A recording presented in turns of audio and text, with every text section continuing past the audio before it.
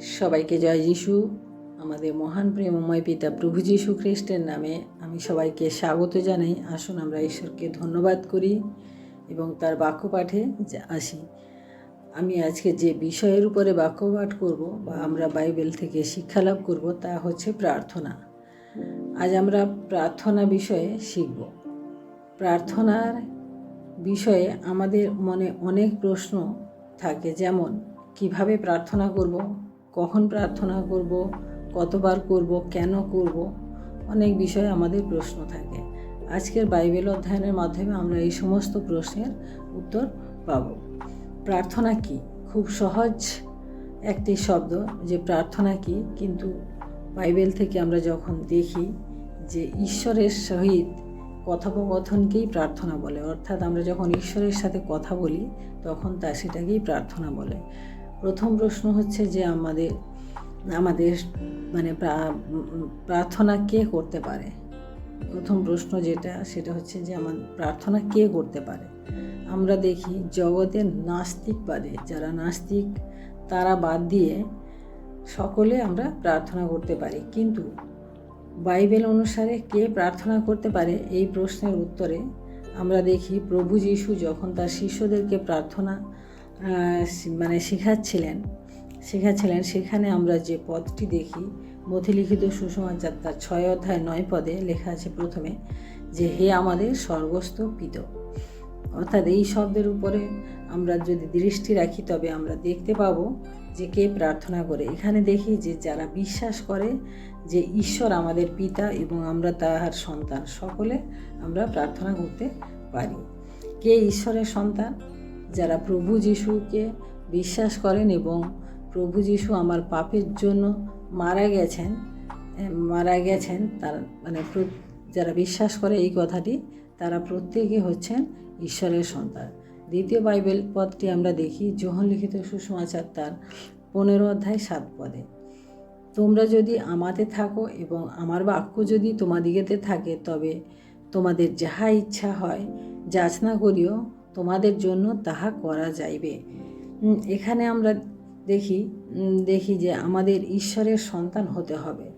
দ্বিতীয়ত ঈশ্বরের সাথে আমাদেরকে সংযুক্ত থাকতে হবে। এই দুটি বিষয় যদি আমাদের মধ্যে থাকে তাহলে আমরা প্রার্থনা করতে পারি।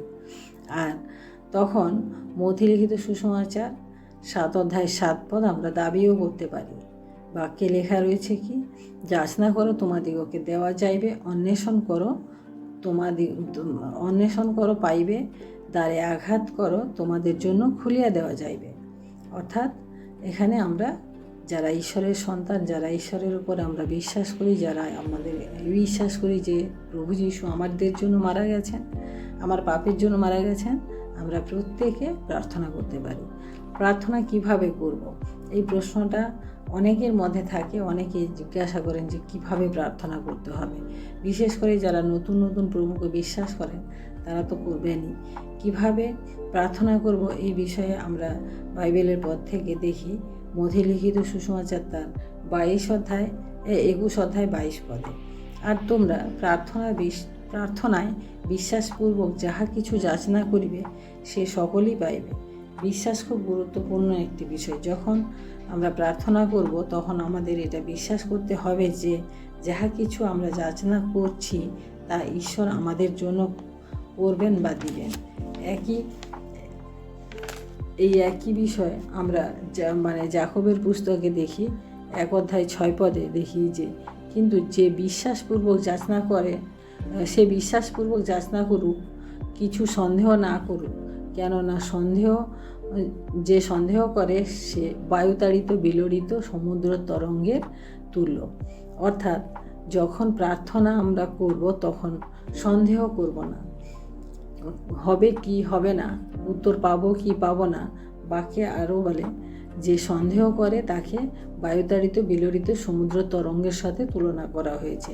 তাই যখন ঈশ্বরের কাছে কিছু চাই যেন বিশ্বাসের সাথে আমরা চাই। আমরা আরেকটি বাইবেল পদ দেখি যাকব তার 4 অধ্যায় 3 পদে, যাচনা করিতেছ তথাপি ফল পাইতেছ না, কারণ মন্দভাবে যাচনা করিতেছ যেন আপন সুখাবিলাসে ব্যয় করিতে পারো। প্রিয় ভাই বোনেরা, আমরা একবার নিজেদের প্রার্থনার বিষয়গুলো দেখি, যদি সত্যি কি আমাদের যে ওই বিষয়গুলোর প্রয়োজন রয়েছে, নাকি দেখানোর জন্য আমরা প্রার্থনা করি, নাকি আমাদের জীবনকে আরও সহজভাবে মানে আরম্ভের সহিত আমাদের জীবনযাপনের জন্য আমরা চাই। কিছু মানুষ অনেক বড় ঘর ঈশ্বরের কাছে যাচনা করে, অনেক সময় অনেক বড় কি বলে যে আমার অনেক বড় বাড়ি লাগবে, অনেক বড় গাড়ি লাগবে, কিন্তু আমরা দেখেছি সেখানে একজন বা দুজন মানুষ বসবাস করেন। কিন্তু তাদের করতে হবে এই কারণে যে পাশের বাড়ির লোকের বাড়িটা বড় রয়েছে। অনেক সময় আমরা যুবক যুবতীরা প্রার্থনা করি, প্রভু এই মেয়েটি আমার জন্য চাই বা এই ছেলেটি আমার জন্য চাই, কিন্তু আমরা ঈশ্বরের ইচ্ছাকে দেখি না, কারণ ঈশ্বর তার ইচ্ছা আমাদের জীবনে পূর্ণ করেন। মথিলিখিত সুসমাচার তার 6 অধ্যায় 7 পদে আমরা যদি দেখি, আর প্রার্থনাকালে তোমরা অনর্থক পুনরুক্তি করিও না, যেমন জাতিগণ করিয়া থাকে, কেননা তাহারা মনে করে বাক্য বাহুল্যে আমাদের প্রার্থনার উত্তর তাহাদের প্রার্থনার উত্তর পাইবে। অর্থাৎ আমরা যখন প্রার্থনা করি একই বিষয় যেন আমরা বারবার না করি, বা আমরা যেন একই বিষয়ের উপরে খুব গুরুত্ব দিয়ে চিৎকার করে অন্যকে শুনিয়ে যেন আমরা না করি। মথিলিখিত সুসমাচার তার 6 অধ্যায় 5 পদে এটা লেখা আছে, আর তোমরা যখন প্রার্থনা করো তখন কপটীদের ন্যায় করিও না, কারণ তাহারা সমাজগৃহে পথের পরে দাঁড়াইয়া লোক দেখানো প্রার্থনা করিতে ভালোবাসে। আমি তোমাদিগকে সত্য বলিতেছি, তাহারা আপনাদের পুরস্কার পাইয়াছে। পিতা, আমরা ঈশ্বরের কাছে যখন প্রার্থনা করি ঈশ্বর তা শোনেন। পিতামাতা কখনো বাচ্চার শব্দ শুনতে পায় না, তাই আমাদের বাচ্চারা যখন আমাদেরকে কিছু যাচনা করে বা কিছু আমাদের কাছে চায়, তখন আমরা কিন্তু তাদের কথাটা আমরা সহজে বুঝতে পারি, তাদেরকে বারবার বলতে হয় না। আমরা এই উদাহরণগুলি আমরা যখন দেখি যে একজন ফরিসি ও একজন করগ্রাহী, লুক লিখিত সুসমাচার তার 18 অধ্যায় 9 থেকে যদি আমরা 14 পদ পাঠ করি, যে একজন ফরিসি এবং করগ্রাহী কীভাবে ঈশ্বরের কাছে প্রার্থনা, ফরিসি কী বলল যে ফরিসি সে তার প্রার্থনার সঙ্গে সে ঈশ্বরকে এটা বললো যে আমি তোমাকে এই দিয়েছি, এই করেছি, কিন্তু করগ্রাহী সে তার নিজের অপরাধের জন্য সে দীনতা সহকারে, নম্রতা সহকারে সে প্রার্থনা করেছিল। তাই আমাদের প্রার্থনা নম্রতা থাকা দরকার। প্রার্থনা এটা হওয়া দরকার যে প্রভু আমি এর যোগ্য নই, যদি তোমার ইচ্ছা হয় তবে তুমি দাও। আমরা লুক লিখিত সুসমাচারে আমরা যেরকম বিধবার 18 অধ্যায় 1 থেকে 8 পদ পাঠ করলে যে আমরা বিধবার ন্যায় দেখি না, বিধবা বারবার সে তার ন্যায় বিচার চেয়ে প্রার্থনা করছে, অর্থাৎ তার প্রার্থনাটা বৈধ ছিল, কারণ তার ন্যায় বিচারের প্রয়োজন রয়েছিল।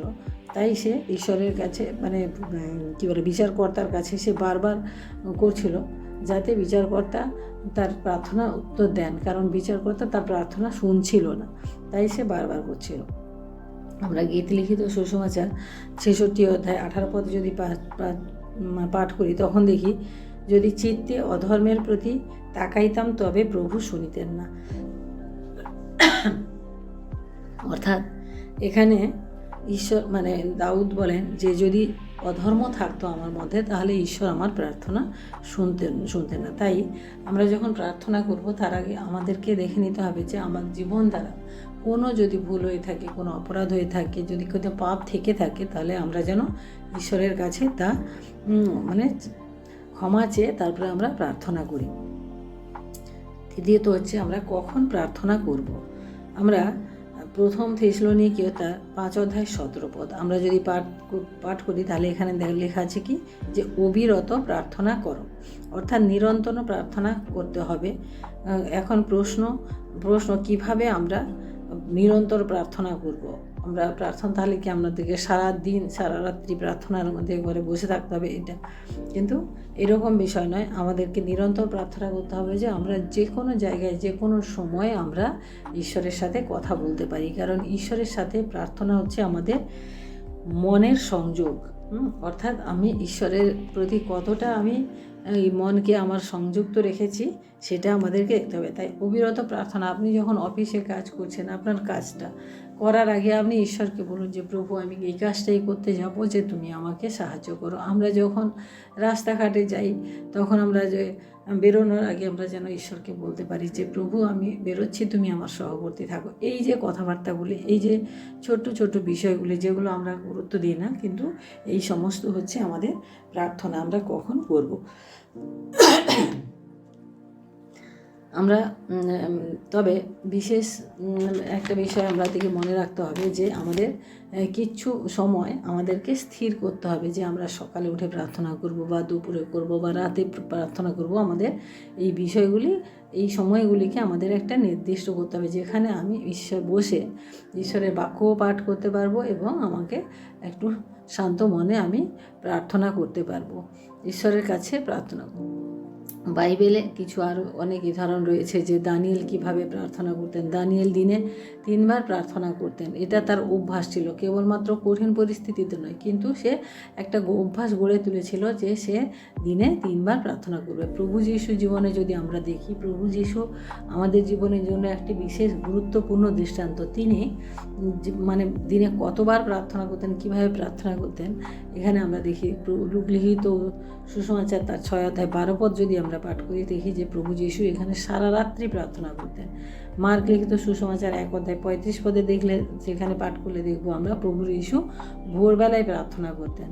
আর মার্ক লিখিত সুসমাচার 6 অধ্যায় 46 পদ দেখলে প্রভু যীশু সন্ধ্যেবেলায় প্রার্থনা করতেন।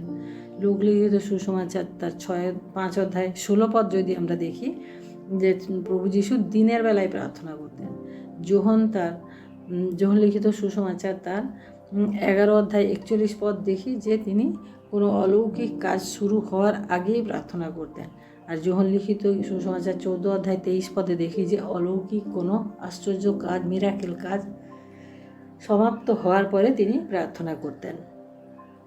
চতুর্থত আমরা দেখি যে প্রার্থনা কোথায় করব।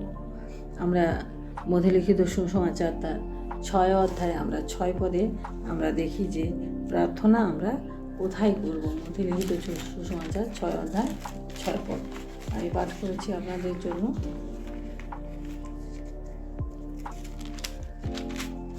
এখানে বাক্য বলে, কিন্তু তুমি যখন প্রার্থনা করো তখন তোমার অন্তরাগারে প্রবেশ করিও, আর দ্বার রুদ্ধ করিয়া তোমার পিতা যিনি গোপনে বর্তমান তাহার নিকটে প্রার্থনা করিও, তাহাতে তোমার পিতা যিনি গোপনে দেখেন তিনি তোমাকে ফল দিবেন।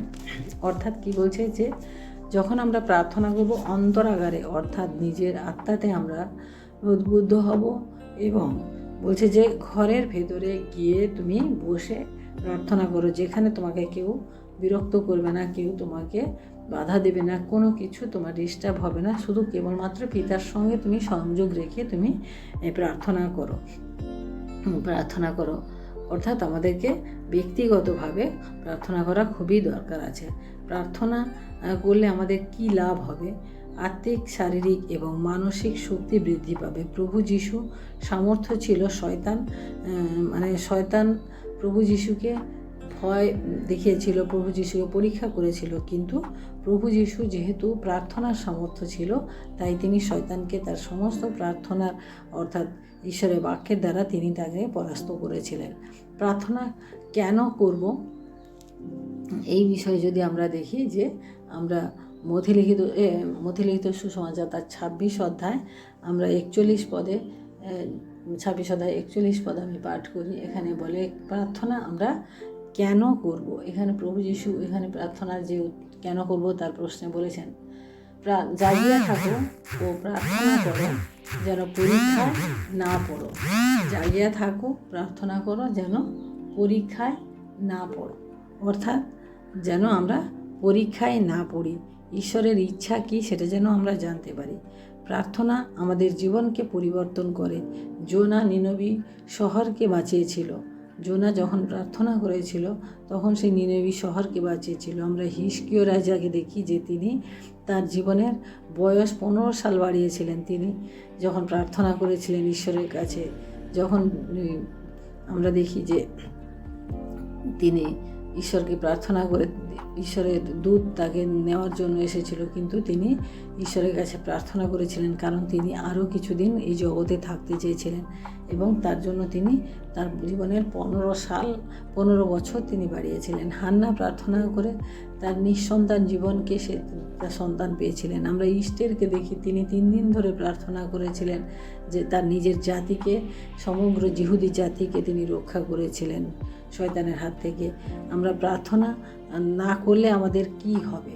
প্রথম শমূয়েল তার 2 অধ্যায় 12 অধ্যায় 23 পদে পাঠ করে, যদি আমরা প্রার্থনা না করি তো ঈশ্বরের বিরুদ্ধে আমরা পাপ করি।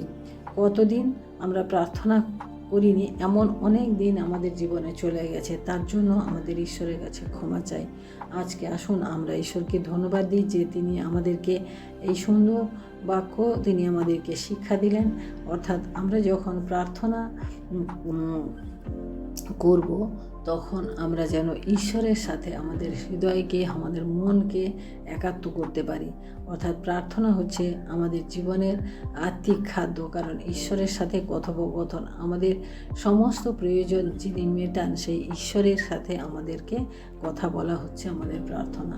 তাই আসুন আমরা ঈশ্বরকে ধন্যবাদ দিই। আমি প্রার্থনা করি। Hallelujah, hallelujah, hallelujah. মহান প্রেমময় পিতা, তোমার মহানামে ধন্যবাদ প্রশংসা করি প্রভু। আজকের এই সুন্দর সময়, সুন্দর বাক্যের মধ্য দিয়ে প্রভু তুমি আমাদিগকে পরিতৃপ্ত করেছো প্রভু, তাই তোমায় ধন্যবাদ করি প্রভু। তোমায় ধন্যবাদ করি প্রভু গো। আজকে আমরা যে প্রার্থনার বিষয়ে পাঠ করলাম প্রভু গো, সেই বিষয় যেন আমরা মনে রাখতে পারি এবং আমরা আমাদের নিজেদের জীবনে প্রভু এগিয়ে চলতে পারি। প্রভু তুমি সাহায্য করো, আমরা যেন প্রতিনিয়ত যেন একটা প্রার্থনার অভ্যাসও গড়ে তুলতে পারি প্রভু। তুমি দয়া করো। অনুগ্রহকারী ঈশ্বর, তোমার ইচ্ছা আমাদের জীবনে তুমি সিদ্ধ করো। শুধু আমাদের ইচ্ছা নয়, আমাদের যাচনা নয় প্রভু, তোমার যা ইচ্ছা তুমি তা আমাদের জীবনে সিদ্ধ করো। ধন্যবাদ, মহিমা, গৌরব, প্রশংসা তোমাকে দিয়ে এই বিনতি প্রার্থনা চাই আমাদের মহান প্রেমময় পিতা প্রভু যীশু খ্রিস্ট তোমারই নামে, আমেন। সবাইকে জয় যীশু।